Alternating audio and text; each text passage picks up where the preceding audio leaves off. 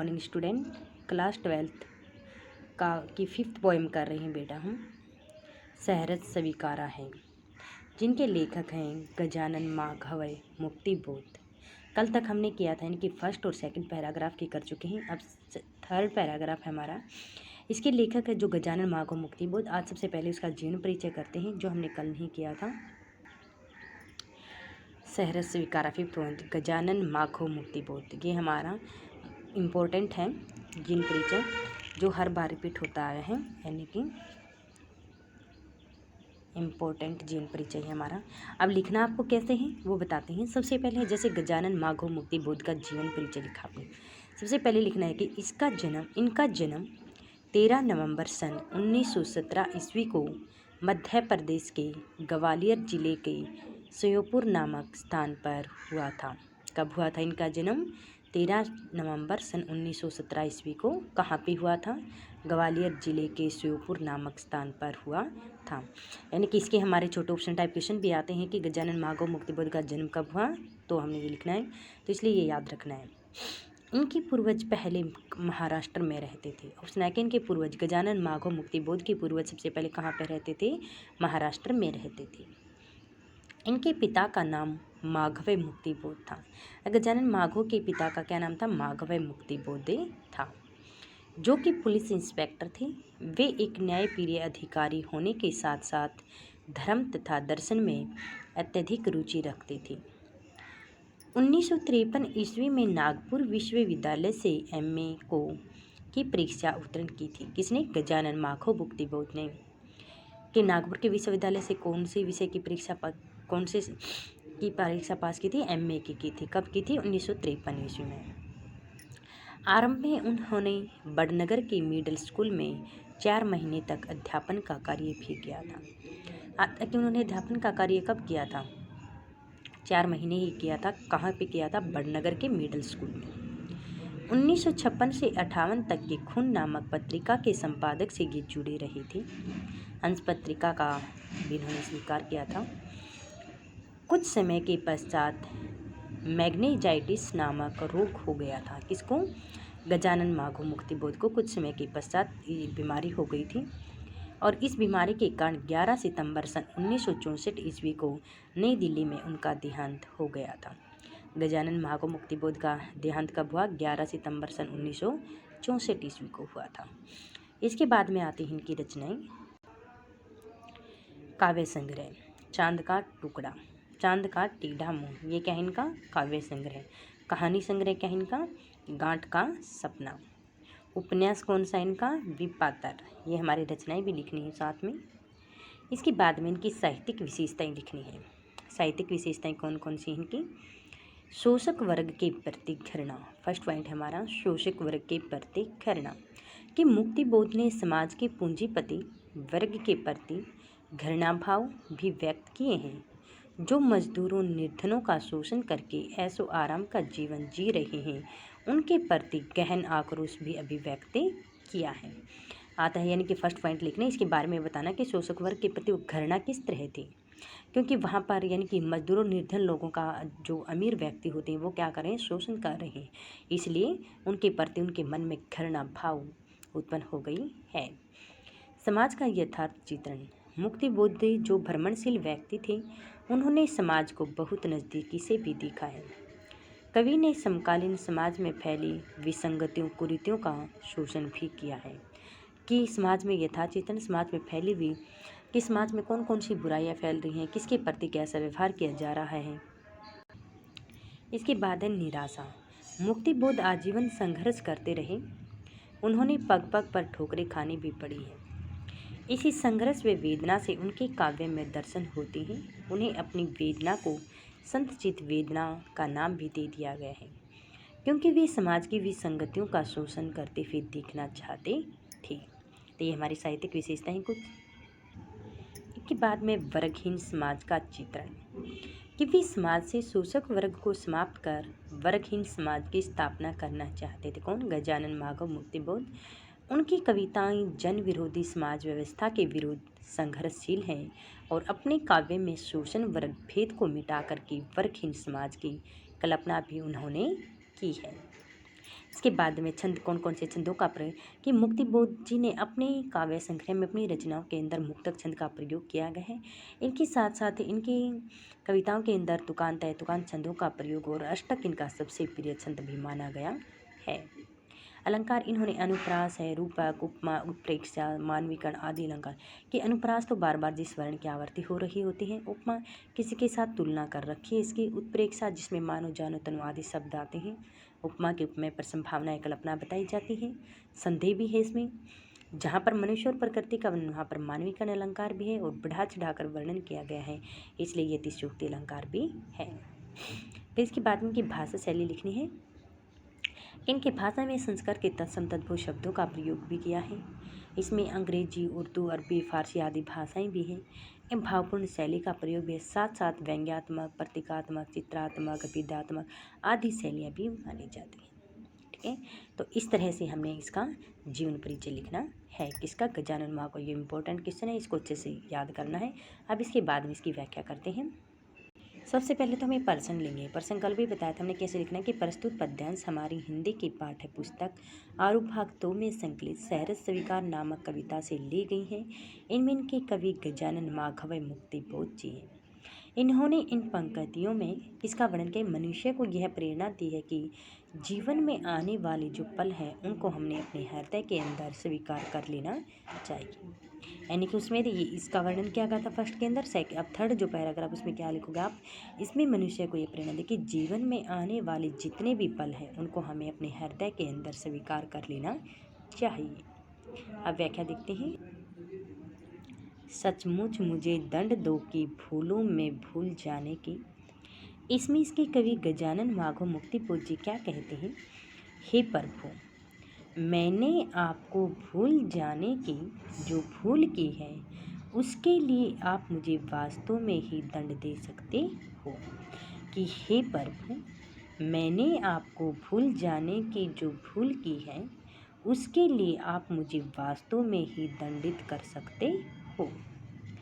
दक्षिण ध्रुवी अंधकार अमावस्या शरीर पर चेहरे पर अंतर में पालू में कि जिस प्रकार से धरा के दक्षिण अंधकार में, जिस प्रकार धरा के दक्षिण ध्रुव पर अमावस्या के समान गहन अंधकार छाया हुआ है, उसी प्रकार से ठीक वैसा ही अंधकार मेरे शरीर पर, मेरे चेहरे पर मैं झेलूं और उसी में मैं अंतर में पालूं और अपने हृदय के अंदर भी उसे प्राप्त करना चाहता हूँ। झेलूं में, उसी में नहा लूँ मैं, यानी कि इन अपने चेहरे पर झेल कर उसी में डूब कर के मैं स्नान भी करना चाहता हूँ। ठीक है, इन 3 लाइनों की दोबारा से फिर देखूं कि जिस प्रकार से धरा के दक्षिण ध्रुव पर अमावस्या के समान गहन अंधकार छाया रहता है, ठीक वैसा ही अंधकार मेरे शरीर पर, चेहरे पर और मैं अपने हृदय के अंदर प्राप्त करना चाहता हूँ। झेलूं में, उसी में नहा लूँ मैं, इसको मैं अपने हृदय के अंदर ही चेहरे पर झेलना चाहता और उसी में डूब कर मैं स्नान भी करना चाहता हूँ। इसलिए कि तुमसे ही परिवेष्टित आच्छादित, परिवेष्टित चारों ओर आच्छादित छाया हुआ रहने का रमणीय यह उजेला। फिर इसमें इसके कवि गजानन माघव मुक्तिबोध जी ने कहा है कि जिस प्रकार से कि हे प्रभु, आपसे चारों ओर से घिरे रहने का व ढके रहने का यह सुंदर प्रकाश अब मुझसे सहन नहीं होता है। कि हे प्रभु, आपसे ढके भी रहने का यह रमणीय होता सुंदर, यह सुंदर उजेला प्रकाश, यह सुंदर प्रकाश अब मुझसे सहन नहीं होता है। सहा नहीं जाता है, नहीं सहा जाता है। वह कहता है कि इस सहन नहीं होता है, इसलिए मैं अब अंधेरी अमावस्या में डूब जाना चाहता हूँ। ममता के बादल की मंडराती कोमलता भीतर पिराती है। अब जो ममता के बादल मेरे चारों ओर मंडरा रहे हैं अब इन ममता के बादलों की मंडराती कोमलता भी मेरे हृदय को पीड़ा देने वाली है। कि ममता के बादल की मंडराती कोना कि जो ममता के बादल मेरे चारों ओर मंडरा रहे हैं, अब इन ममता के बादलों की कोमलता भी मेरे हृदय को दुख दे रही है। कमज़ोर और अक्षम हो गई है आत्मा यह। अब मेरी आत्मा इतनी कमज़ोर तथा शक्तिहीन हो गई है कि छटपटाती छाती को भव्यता डराती है कि मेरी छाती में निरंतर दुखों के कारण अब यह परेशान रहती है कि मेरी छाती और मेरी आत्मा अब इतनी कमज़ोर और शक्तिहीन हो गई है कि हर प्रकार के दुखों को अब मैं सहन नहीं कर सकता हूँ, कमज़ोर हो चुकी है। बहलाती सहलाती आत्मीयता बर्दाश्त नहीं होती है। मेरे शरीर को बहला देने वाली, सहला देने वाली अब यह है, यानी कि मेरे मन को बहला देने वाली, सहला देने वाली यह आत्मीयता भी अब मुझसे सहन नहीं होती है। यानी कि अपनापन भी अब मुझे अच्छा नहीं लगता है। यानी कि थर्ड पैराग्राफ की हमारी व्याख्या थी। अब इसके बाद में हमने इसका लिखना है विशेष। विशेष में आप क्या लिखोगे कि इन पंक्तियों में कवि ने, यानी कि जो हमने फर्स्ट पॉइंट वर्णन में लिखा था कि जीवन में आने वाले जितने भी जो पल होते हैं उनको स्वीकारने की बात की गई है। भाषा सहज सरल है। संस्कृत के तत्समतब्ध शब्दों का प्रयोग किया गया है। शांत रस है, मुक्तक छंद है, बिंब योजना है और खड़ी बोली भी आत्म अभिव्यंजनात्मकता का सजीव चित्रण भी इसमें किया गया है। ठीक है, अब ये इसकी हमारे लिखने। यदि आते इन पंक्तियों का काव्य सौंदर्य तो भी बताते हैं। यदि आते इन पंक्तियों का काव्य सौंदर्य स्पष्ट कीजिए तो आपने लिखना है आत्मभिव्यंजना का सजीव चित्रांकन किया गया है। काव्य सौंदर्य हमने कल बताया था कि संस्कृत के तत्सम शब्दों का प्रयोग है। खड़ी बोली है, शांत रस है, मुक्तक छंद है, बिंब योजना है, अनुप्रास रूपक मानविकन अलंकार और आत्मभिव्यंजना का प्रयोग किया। काव्य सौंदर्य और विशेष कल भी बताया गया था, दोनों एक ही चीज़ होती है।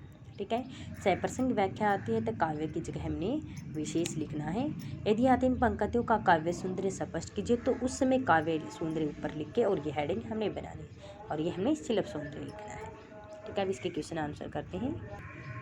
ठीक है, अब इसके आते हैं यदि इसी गद्यांश के हमारे प्रश्न आंसर जैसे फर्स्ट है कि कवि के भीतर कौन सी पीड़ा पहुंचाती है। क्या थी? ममता के बादल रूपी यह मंडराती कोमलता भी मेरे हृदय को सहन नहीं होती है। कवि की आत्मा कैसी हो गई है? कवि की आत्मा, उसने कहा था कि मेरी आत्मा अब इतनी कमज़ोर हो गई है और शक्तिहीन हो गई है कि हर प्रकार के दुखों को अब झेल नहीं सकती है। अब कवि को क्या बर्दाश्त नहीं होती है? अब कवि को बताया था क्या बर्दाश्त नहीं होती है कि मेरे मन को बहला देने वाली और सहला देने वाली आत्मीयता भी अब मुझसे बर्दाश्त नहीं होती है। कवि किसे दंड की प्रार्थना करते हैं और क्यों? कवि किसे करते हैं? प्रभु दंड की भगवान से प्रार्थना करते हैं कि उन्हें अपने जीवन में भूलने के लिए जो भूल की थी कि आप मुझे वास्तव में उसके लिए दंडित कर सकते हैं।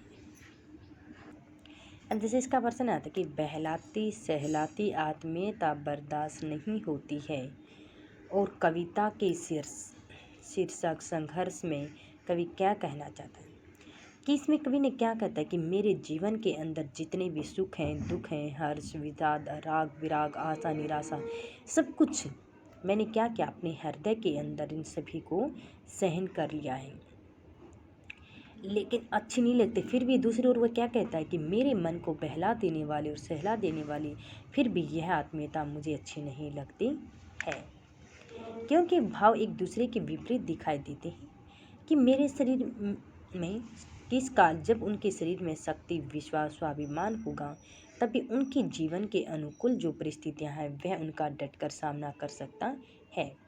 लेकिन अब वह कहता है कि अब हर प्रकार के दुख दर्दों को झेलकर मेरी आत्मा कमज़ोर और शक्तिहीन हो गई है, इसलिए मैं अब ये आत्मा मुझे सहन नहीं होती है उनके जीवन में ऐसी परिस्थितियां आई हैं कि उनके अनुकूल प्रतिकूल प्रत्येक भाव को उसने हृदय के अंदर सहज रूप से स्वीकार कर लिया है। इसलिए कवि ने कहा कि अब ये सहन नहीं होती है।